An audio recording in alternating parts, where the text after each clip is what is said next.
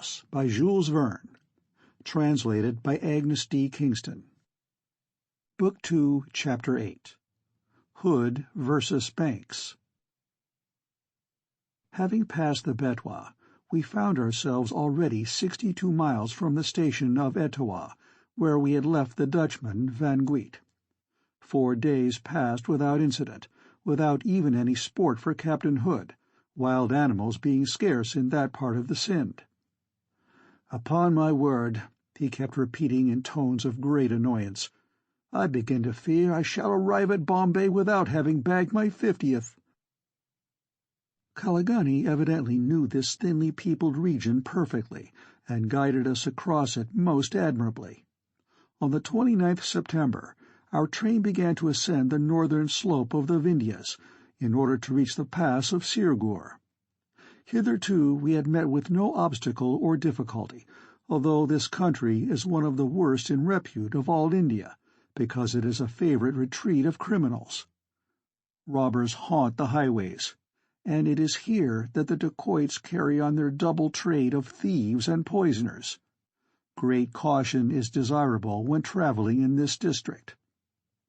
Steamhouse was now about to penetrate the very worst part of the Bundelkund, namely the mountainous region of the Vindhyas.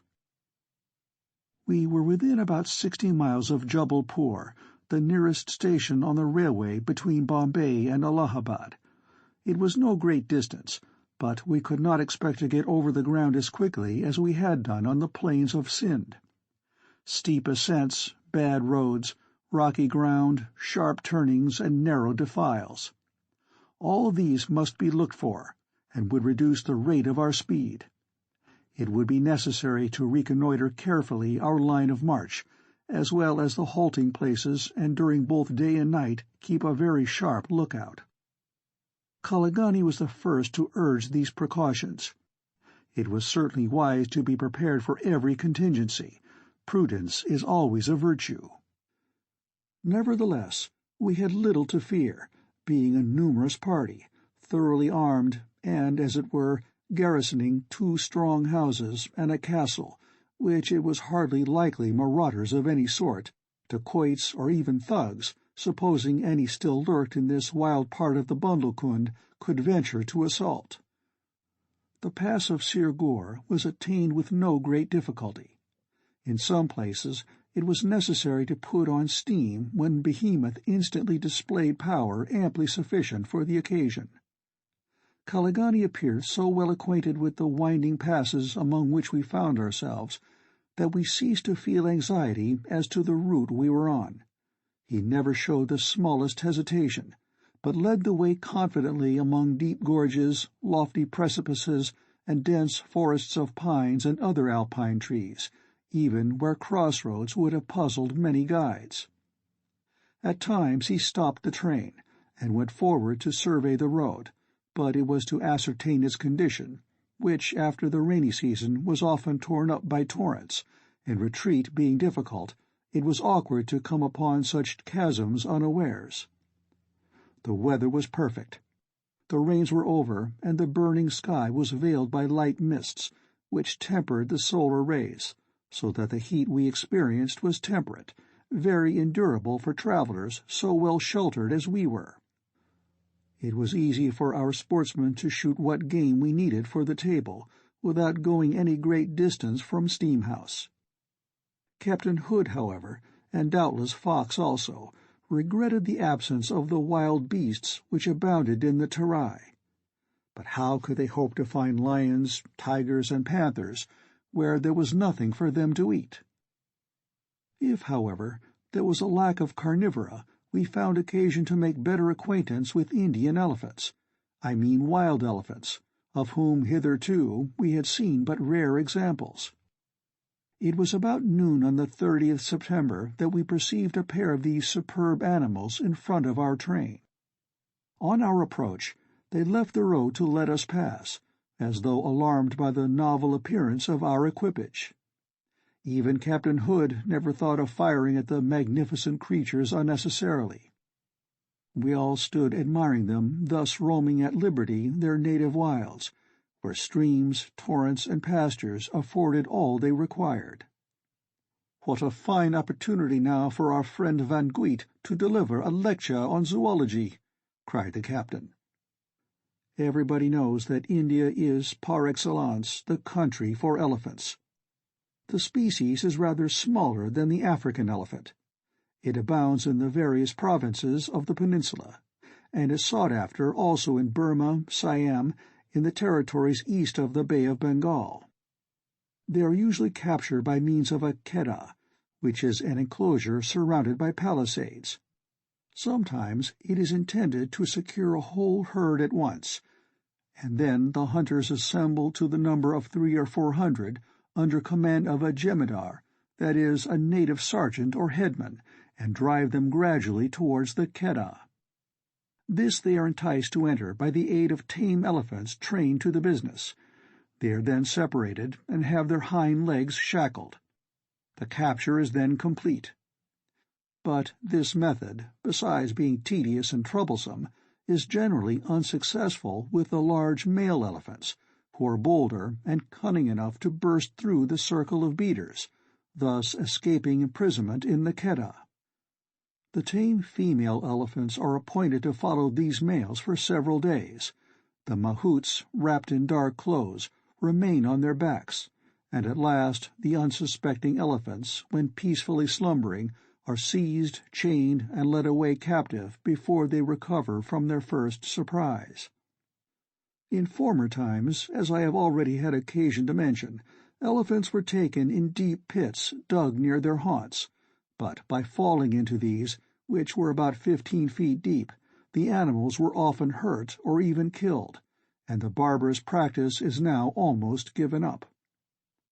In Bengal and Nepal, where the lasso is still in use, the chase becomes highly exciting and replete with adventure. Well-trained elephants are mounted by 3 men. One, the mahout, rides on the neck and directs the animal's movements. Another behind, whose duty it is to spur and goad him, while the hunter is seated on his back, armed with a lasso, the noose ready, prepared to fling. Thus equipped, the pursuit may last for hours, over plains and through forests, the hunters running great danger in the chase, but at length the huge quarry is lassoed, falls heavily, and is at the mercy of his captors. By these different methods a vast number of elephants is annually caught in India. It is not a bad speculation.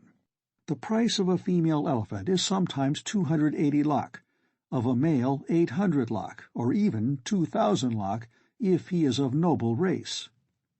But are the animals which cost such sums really so useful as to be worth it? Yes, provided they are well fed. They must have 600 or 700 pounds weight of green fodder in every 18 hours. That is about the amount allowed for average rations, and are then fit for active service, for the transport of troops and military stores, transport of artillery and wagons in mountainous countries, or through jungle impassable for horses, also in many great works of civil engineering, and other undertakings where they are employed as beasts of burden. These strong and docile giants are easily and quickly trained, seeming by instinct to be disposed to obedience. They are universally employed in Hindustan, and as they do not multiply in captivity, it is necessary to keep up the supply for the country and for exportation by continually hunting those which roam the forests. Notwithstanding this, the herds of wild elephants appear in no way diminished. Numbers are still to be found in the different kingdoms of India. Indeed, as far as we were concerned, far too many were at liberty, and this I shall presently show. The 2 elephants in advance of us drew aside, as I described, so as to allow our train to pass by them, immediately afterwards resuming their march in the rear. Presently several other elephants came in sight, and quickening their pace, overtook and joined the pair we had just passed. In a quarter of an hour as many as a dozen were behind us.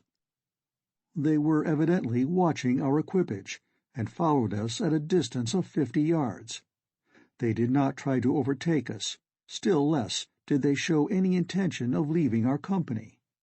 They might easily have done so, for an elephant's pace can be much more rapid than at first sight one would suppose, and among the rugged steeps of the Vindhyas Behemoth could travel but slowly. But their object evidently was to assemble in greater numbers. As they advanced, they uttered peremptory calls, which appeared to be a summons to companions lingering behind, for cries, unmistakably in answer, sounded in the distance. By 1 o'clock a troop of full 30 elephants followed us closely, and it was quite likely the number would increase. Herds of these animals, consisting of 30 individuals and forming a family party more or less nearly related, are frequently seen together. At times a formidable assemblage of at least 100 are encountered with no great pleasure by travelers. We all stood in the veranda behind our second carriage, and watched proceedings with some anxiety. "The numbers continue to increase," remarked Banks. "I suppose they mean to bring all the elephants in the district about us." "But," said I, "they cannot call to each other at any great distance." "No," replied the engineer, "but they have a very acute sense of smell, and we know it, because tame elephants detect the presence of wild ones 3 or 4 miles off." "Why, it is like a migration, an exodus," said Colonel Munro. "We ought to increase our speed, Banks." "Behemoth is doing his best, Munro. He has heavy work on this steep and rugged way." "What's the use of hurrying?" cried Hood, always delighted with fresh adventure. "Let them come along with us, the jolly beasts. They form an escort just suited to us. The country, which seems so desolate and deserted, is much more interesting now, and we go along with a retinue fit for a rajah." "We shall have to submit to the present, certainly," said Banks. "I don't see how we are to prevent it." "Why, what in the world are you afraid of?" asked the captain. "You know very well that a herd is always less dangerous than a solitary elephant. These are good, quiet beasts. Sheep, big sheep, with trunks, that's all." "Hood's enthusiasm is rising fast," said Colonel Munro. "I am willing to believe that if these animals remain in the rear and keep their distance, we have nothing to fear. But if they take it into their heads to try to pass us on this narrow road, the consequences might be serious." "Besides," I added, "what sort of reception will they give Behemoth if they find themselves face to face with him?" "Oh, nonsense! They will only salute him," cried Hood. "They will make grand salams to him as Prince Goro Singh's elephants did." "But those were tame elephants, sir, and well trained," remarked Sergeant McNeill very sensibly. "Well, those fellows behind there will become tame too. Their astonishment at meeting our giant will produce the deepest respect." Our friend's admiration for the artificial elephant continued unabated. That chef-d'oeuvre of mechanism created by the hand of an English engineer. "Besides," he continued, "these animals are intelligent. They reason, compare, and judge. They can associate ideas like human beings." "I question that," said Banks. "Question that, do you?" cried the captain. "One would almost think you had never lived in India. Are not these excellent fellows put to all manner of domestic service? Have we any servant to equal them? Is not the elephant always ready to be useful? Don't you know, Maclaire, what accounts of him are given by the best informed authors? According to them, the elephant is devoted to those he loves, carries their parcels, gathers flowers for them, goes out to shop in the bazaars, buys his own sugar-cane, bananas, and mangoes, and pays for them himself, guards the house from wild beasts, and takes the children out walking more carefully than the best nurse in all England. He is kind, grateful, has a prodigious memory, and never forgets either a benefit or an injury. And then so tender-hearted. Why, an elephant won't hurt a fly if he can help it. Look here, a friend of mine told me this himself. He saw a ladybird placed on a big stone, and the elephant was ordered to crush the little insect. Not a bit of it. The good beast would not put his foot on the creature. Neither commands nor blows could drive him to the cruel deed. But directly he was told to lift it, he picked it up most tenderly with the delicate tip of his trunk and let it fly away. Now then, Banks, I hope you will admit that the elephant is good and generous, superior to every other animal in creation, even to the ape and the dog. Are not the natives in the right when they attribute to him the most human intelligence?" And the captain wound up his tirade by taking off his hat and making a flourishing bow to the formidable army, which, with measured pace, came marching after us. "Well spoken, Hood," exclaimed Colonel Munro with a smile. "Elephants have in you a very warm advocate." "Don't you think I am in the right, Colonel?" "Hood may possibly be right," said Banks, "but I am disposed to agree with the opinion of Sanderson, a great hunter and the best authority in such matters." "Well, and what may this Sanderson say?" cried the captain in a tone of contempt. "He maintains that the elephant possesses no unusual amount of intelligence, and that his most wonderful performances are simply the result of absolute obedience to orders given more or less secretly by their drivers." "Oh, indeed!" exclaimed Hood with some warmth. "And he points to the fact," continued Banks, "that the Hindus have never chosen the elephant to symbolize wisdom, but in their sculptures and sacred carvings have given in this respect the preference to the fox, the crow, and the ape." "Oh, I protest!" cried the captain vehemently. "Protest as much as you like, but listen to me. Sanderson adds that in the elephant the organ of obedience is phrenologically developed to an extraordinary degree. Anyone may see the protuberance on his skull. Besides, he lets himself be taken in traps which are perfectly childish in their simplicity, such as holes covered over with sticks and branches, from which he never contrives to escape. He is easily decoyed into enclosures which no other wild animal would go near, and if he escapes from captivity, he is retaken with a facility which is very little credit to his good sense. Every experience does not teach him prudence." "Poor beggars," interposed Hood in a comic tone. "What a character this engineer is giving you, to be sure." "I will add as my final argument," continued Banks, "that it is often extremely difficult to domesticate and train these creatures, especially while they are young, and when they belong to the weaker sex." "Why, that only proves more than ever that they resemble human beings," exclaimed Hood joyfully. "Isn't it much easier to manage men than children and women?" "My dear fellow, I do not see that either you or I, as bachelors, can be competent to decide such a question as that." "Ha! Well answered." "In short," added Banks, "I do not think we ought to place too much reliance on the amiability of the elephant. If anything were to excite a troop of them to fury, it would be impossible to resist them, and as for those who are at this moment escorting us to the south, I heartily wish that they had urgent business in the opposite direction." "Where you and Hood have been disputing about them, my dear Banks, their number has increased to an alarming extent," remarked Colonel Munro. End of Book 2, Chapter 8.